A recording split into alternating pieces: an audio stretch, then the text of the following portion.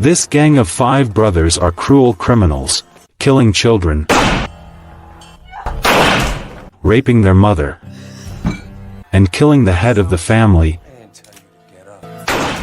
even torturing and killing a sheriff. The hatred peaked, and 2 strangers united.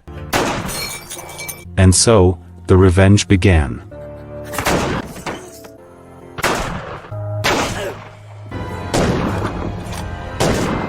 However, the leader of the criminals still managed to have the upper hand.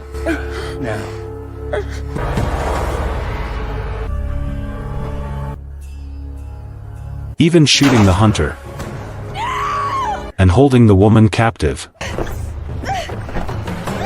But